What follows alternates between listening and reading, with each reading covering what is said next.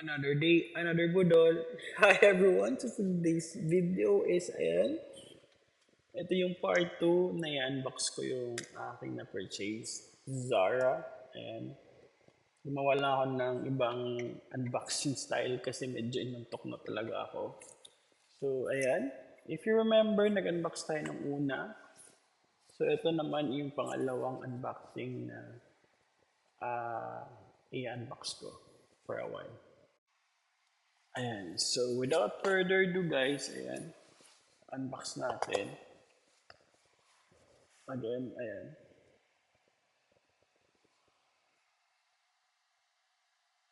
Okay.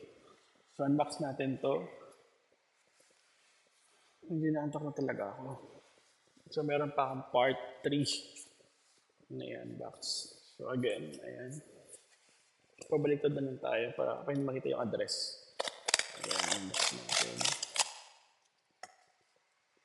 And then, this way. Pangalawa.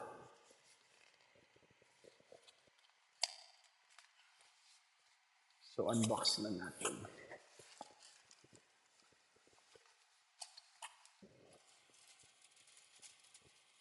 Sorry, medyo antok na talaga ako. Kung kailangan ko lang din buksan. So, first item is this one. Dalawa pala to. Okay. So, first item is this one. So, papakita ko muna sa inyo. So, ayan siya guys. Ito yung ang tawag dito. Mala professional tayo dito guys. So, ayan. Ito yung price niya. Ano ba to? Large size ako dito. Zara. Ayan yung price niya. Ano ba? So, ayan. So, 799 something. Ang ganda ng quality ng tela. Try ko ba? Sige. Sunod ko na lang sa ipapakita sa inyo. Ito try ko ngayon for a while. So, ayun guys. Maganda ng fit sa akin. Yung brown. Ang ganda niya. Promise. So, bagay siya siguro sa mga shorts. Sana nakapag-purchase ako ng mga shorts na ganung kulay. Ang ganda ng ibang shorts nun. Tapos, wearing Doc Martens na Martens. Kasi E naman kasi siya sa Martens, Doc Martens, ganun. Or Doc Martens. Doc Martens na mga loafer. Ganun. Ang dami ko rin kasing loafer. So, bagay talaga siya doon. And this one, last. Ito naman yung black. Ayan.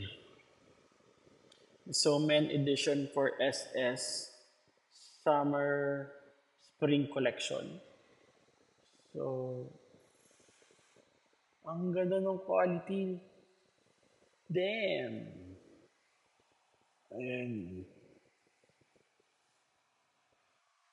Ang ganda din siguro ito pag short sleeve to. Pero hindi ko nakuha yung ganun eh. Kaya bad. So, ayan. Size 50 ako dito. Hindi ko alam kung tama ba yung pinagbibili ko. So, ayan.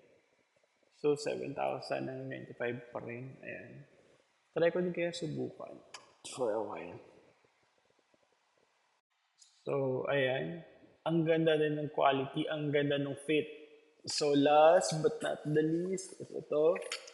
Ito naman yung t-shirt. So, itong shirt na to is size small to. Hoping na ganito yung size din na kasya for me. So, ayan, nasa 1,695 ako. Siguro if ever bibili ako ng Zara, so I will choose na lang siguro ng small and medium. Ando lang sa dalawa. This one is, ang daming meron ganitong artist. Like, meron ganito yung nakalimutan ko tuloy. Although my famous friend or TikTok something is si Sir Jeff Ong, may ganito din siya. Siyempre, hindi ko ginaya doon. Kasi hindi ko alam na meron palang na makakapag-purchase ako. Ang ganda ng quality. And also, Legazpi, yung anak ni Carmina. So, ayan. So, again, ayan. Ooh, semi-crop top. Ang ganda. Ooh, ang ganda ng pang-inner sa lahat ng mga OOTDs. May naisip na tuloy akong outfit.